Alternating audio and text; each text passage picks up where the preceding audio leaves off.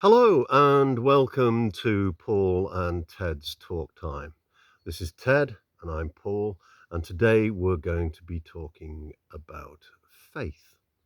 I'll make room for two, you and me, Jesus. Are you mocking religion, Ted? Mocking. Are we safe to do so, Paul? Well, that's very controversial, isn't it? I mean, in some religious faiths, definitely not. Mm-hmm. Um, What I meant, though, mm, by this, are we safe from God Himself if we mock religion? Yes, of course, we all know that there's many factions of religion who get upset about various things. But what I was referring to was God Himself. Most people are fairly comfortable with the fact that they can say more or less what they like about religion. Now, you remember when we were growing up back in the 70s, the amount of comedians on TV who used to ridicule religion, and we used to all find it hilarious, yeah? mm. But now, as we get on in life, and we have to take religion a little more seriously because eventually, we're going to have to face our maker, as the story goes.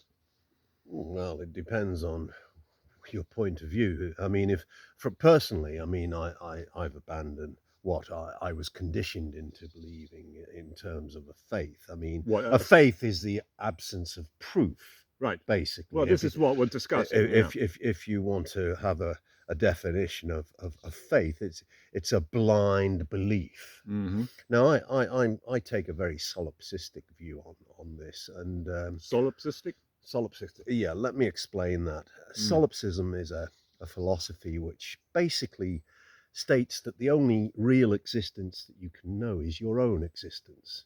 Now, they take that a little bit too far in the sense that it's a philosophy which says everything that I see, everything that I experience is basically a fabrication of my imagination. So you don't exist, I'm creating you. Okay. Okay. Okay. Now That's that's interesting. that's pushing it a little bit far for Yeah. me, Yeah. but Yeah. I do go as far with them in terms of I believe that the only real existence that you can experience is your own. I can't feel for you. I can't think for you. I can't experience for Mm. you. Mm-hmm. Okay. Interesting. Yeah. You might even, if you take a solipsistic view, you might even be God help me, but he Mm. might even be a fabrication of my imagination, you know. But Mm. as I said, that's taking it a little far. So I tend to withdraw and take a nihilistic view, which is basically it's a bit of a gloomy view, but there's no meaning to life and there's nothing for me. Any of our viewers following our videos will cast their mind back. I think it was probably was it our first or second video when we were talking about the meaning of life, and we made references to the solar system and the general, the how huge the solar system was, and we kind of concluded that we were generally insignificant due to the fact we were just a speck on the speck of a horizon. Hmm. And now you're backing this up by saying, that we're actually living a pretty meaningless existence. Well, what can I possibly know? I mean, if I look at all the conflicts in the world that are created through, for me, through religion, Mm, and people like, the late Christopher Hitchens would endorse this view that mm, religion basically poisons everything. I'll mm, give you a concrete example of that. mm, I have a fiance, and her father, when she mentioned to him that I was kind of agnostic, nihilistic, her mm. father said, "How can you possibly go out with somebody who isn't a Christian?" Now, there's a classic example for me of how religion can poison a thought. He'd never met me, never experienced me, never knew very little about me, Mm. but immediately there's a big blanket of doubt cast over me in a negative way. Mm, And for me, there are many examples of how religion can do this. mm, Now, I'm not saying, hey, don't have your religious belief. mm. That's Well, fine, yeah, but that but don't impose it on me. That's what I'm okay, saying. but I don't think they do. I mean, you're very much Oh well, well. I think you're free to choose which team you bat for. I mean, depending on which country you're in. of course, yeah. But I mean, generally speaking, you take a country like where we are now, and we live in Eastern Europe, and over the years, basically been a country of conflict, and we've had various religions passed by. Currently, I think And the the root of that conflict? well, I don't know. I mean, what was it? From all angles, wasn't it? Yeah. Mm. But you can certainly. I don't want to be too negative towards religion Well, I here, don't. but I'm trying to be as objective as I can. I think you can safely say that religion will be in the mix somewhere there, Yeah. in terms of the conflict. Not Okay, always. but let's look at faith over the years. And now, if I don't know if any of you guys out there do reading, and I do quite a lot of historical reading, and the importance of faith, let's say back in sort of 1,000 years ago, was immense. People only lived till they were 30 or 35 years old. So your whole life was geared to basically preparing yourself for the next one, which meant religion played a huge, huge part of your life. And people were petrified about religion not being accepted into the church, the life hereafter, because it was almost on your doorstep there, and there wasn't an awful lot going on. Your day-to-day life was pretty humdrum. Now, I think you find that the stronger religious countries, and when I say stronger, the people with stronger faiths come from countries which are probably generally poorer. Can you name? Well, Africa, for example. I Mm. mean, where I was singing my song, that's a Nigerian gospel song, and you can picture that. Well, if you can picture that being sung correctly, by a load of people, you can imagine that they've got a sort of you know a real sort of religious thing going, and strong faith. Now, us who live in the Western world, and we have access to all the toys and all the fun and games and the money and the life. Of course, religion's not going to weigh heavily on us. Faith is not, generally speaking, going to play an important part in our life, right? Mm. Doesn't matter what the religion is. That's not what we're here to discuss. We're discussing So it's functionary. Faith is functionary. It serves a purpose. I think it absolutely does. Yeah. Mm. I always envy people who have a faith. Right? I feel Do you? definitely. Yeah. I mean, A I don't. dogged faith in I something that think you that's can't. fantastic. It's like having a backup. So what prevents you from having that? Well, the same as you. I don't get it. I don't get it. I can't do the leap. I can't do the leap from here. It's a space I can't occupy. No, not me, and not me. Mm, And mm. God knows I've tried, but Please forgive the yeah, pun there. yeah. But I can't get there. I can't do life, and then all of a sudden think there's a creator. I just can't get the two close enough together. Not even. You see, what I struggle with in terms of a faith is, yeah, I can share your sentiments. I think it would be very cozy, very comforting, Mm. but I can't make that leap because of the arrogance that I associate with Yeah, but you have saying that this is the one and only. Yeah, but it's a negative view, and I have a positive view to religion. I'm very much opposite of you in that case. But people, who have strong faiths, I envy, and it doesn't matter what religion. We know people, both of us, we know people from various different religions, some good, some bad, some whatever. But people who have a strong faith and have this kind of basically a backup plan, you've got to envy them, haven't you? I mean, don't never think mind the so. religion, the fact that you actually have this belief, and as you quite rightly said, a faith is a belief without any of the proof, yeah? Which means you've got to make But that you jump. don't see any of the dangers inherent in that. Why would you? I mean, you believe it. The faith is that you believe it carte blanche. Well, what Mm. dangers are there? Well, the danger that results from the conflict that people have because they believe their faith is the only one and Yeah, but only. if you believed there was anyone, I mean, I always liken, you know, faith to vacuums, and this is going to be a weird one for you, Paul. The vacuum. You have a vacuum in your house, and you've been to the shops and you've bought the vacuum, and it's your vacuum. Okay, that's it. This is the one which you bought. You chose it. You went online and you were looking for a certain thing, and now you have that vacuum. Liken that unto a religion, if you will, or a faith, whatever we're talking.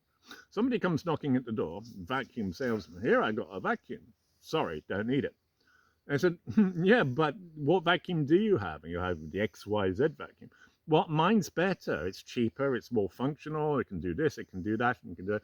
And the guy says, sorry, I don't need it. So I always assume, you know, I always liken that to faith. And as much as once somebody's got one, you know, that's it. They're done. Well, as I said, you know, I'll reiterate that, you know, uh, if you have a faith and you know you believe in it, I have no problem with people having that. My problem arises when they try to impose their Yeah, faith but on that's other a people. you know, that's a different subject. The subject is, do we need a faith? This is the big one, isn't it? Are we okay without a faith? Are we going to be all right? Oh, there's a lot of people out there who would say yes and a lot who'd say no. Mm. Um, it's one of the great mysteries of life, isn't it? I mean, But when you said right, you know, people who have faith, good on them, effectively. I mean, does that mean you want one as well?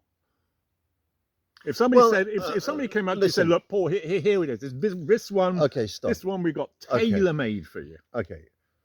I grew up and was conditioned To into a Christian belief, a Christian faith. Mm. I proclaimed to be a Christian. During my student days, I went to church and I had Christian friends. Mm. And it's very nice, you know, it's very comforting. But in the absence, as I've grown older, wiser, I don't want to sound too arrogant there, but um, and I've experienced more of the world and seen more of the world. I've come to, for me, to realise that and become aware of more faiths. Right, but you said a Uh, comfort. So why was it a comfort then, but then wouldn't be a comfort now? Ignorance is bliss. I was ignorant. Yeah, that's a good one, isn't it? Ignorance is bliss. That's assuming, you know. You know, if I want to get into my little vacuum, as you put it, Mm. and say I'm going to believe in this faith and nothing else is going to dissuade me, I'll live in my little. For me, that's, you know, ignorance is bliss. Right. Well, for me, that's enviable, which effectively is the same thing, isn't it? Yeah, But your yeah. face tells me that you know you don't want a faith. Now, for me, No. I simply don't know. yeah, but you want it sort of stitched up to make have Mm. some meaning to you, yeah. But it has meaning. The faiths that other people proclaim Yeah, to have their meaning. yeah, but I don't get it, and you don't get it, so you know. Yeah, that's me happily singing a song, but I mean, my song is not Well, sung oh, heartfelt. okay. It's a song to introduce our subject. But there's a lot of people who out there, you know, in Nigeria, who would be singing that song, you know, heartfelt and believing that they were talking to God, Jesus. Yeah? Well, I mean, okay, you're talking about Nigeria. Take a country like the Philippines, for example. Mm. You know, I mean, I've been there and I've encountered people who, you know, are almost flabbergasted to even, you know, contemplate the idea that I don't believe in a God, and who've almost verbally attacked me because I've tentatively said, well, I'm not quite sure. Mm. Yeah, I mean, one of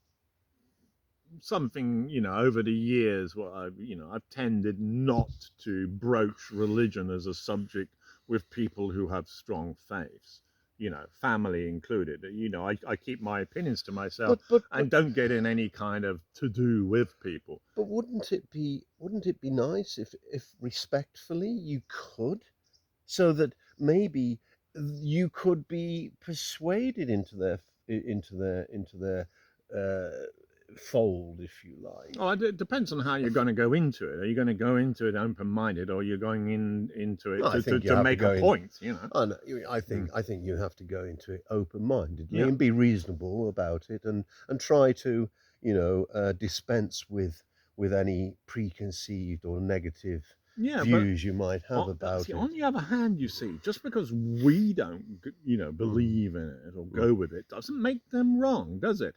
No, it Just doesn't. it No. just means that we have a different opinion to them, and that also has to be respected. Mm. Yes, of course, I take your point that some people, get do this from Okay. on their pedestal and look down on people without faith, and yeah, you get that because that's life. All right, but you like to play the numbers game, right? Hmm. There are thousands of different religious beliefs. Indeed, there are Thousands. Mm. So which one are you going to opt for?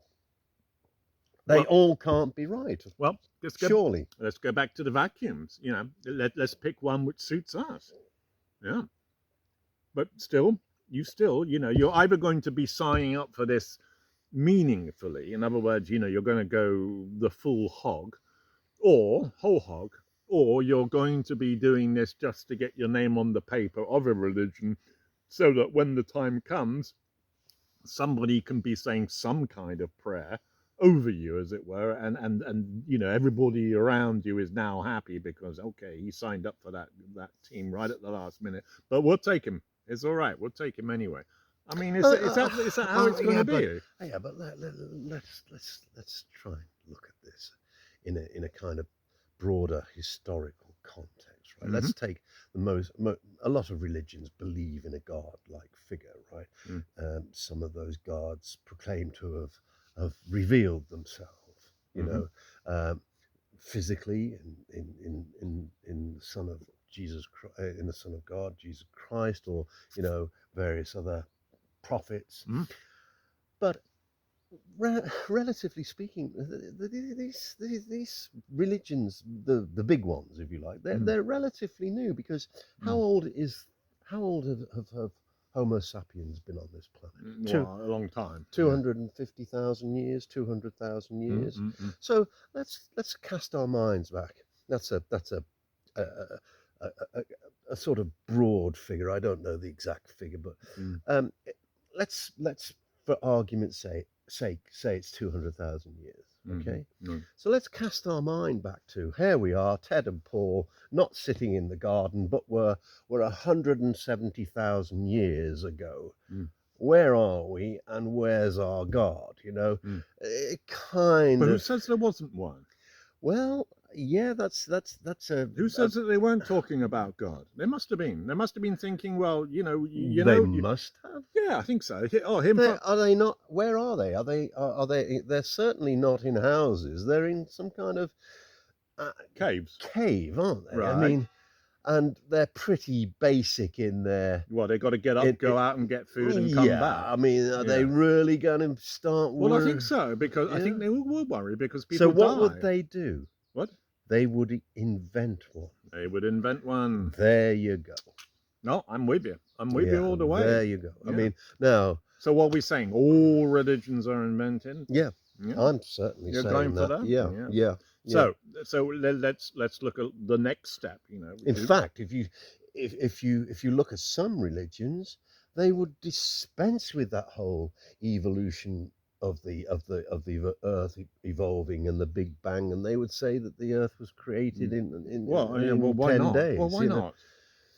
Why not? I mean, if you're saying that somebody's running the show to that extent, why not bend the rules? Okay, so you're saying somebody's running the show. Okay, he's got to be a pretty warped and twisted personality, hasn't he? To say, right, well, I'll play with them here and see how they get on. And, a few thousand years later, I don't like what they're doing, so I'll add a couple of diseases, see how they fare with that.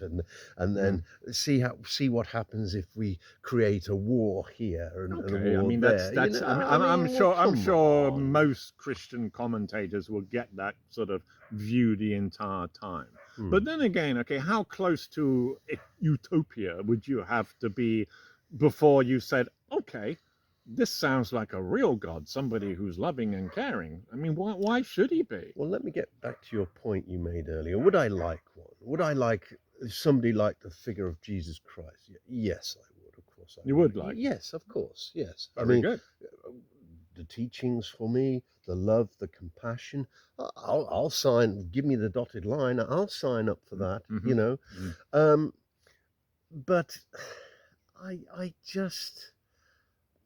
I just can't do that. Like you, I cannot make that leap into that The faith, the faith. which is what we're talking about, Yeah. of course. I mean, okay, we're touching on religion and this and that and the other, but basically the talks about faith, and the obviously has great power because we're talking, about various things happening, because of faith. But the question is, and well, certainly what we're discussing is for two people who perhaps, if somebody was looking at us, they would say, "Oh, those two guys, are sort of heathens. They don't have a faith or whatever."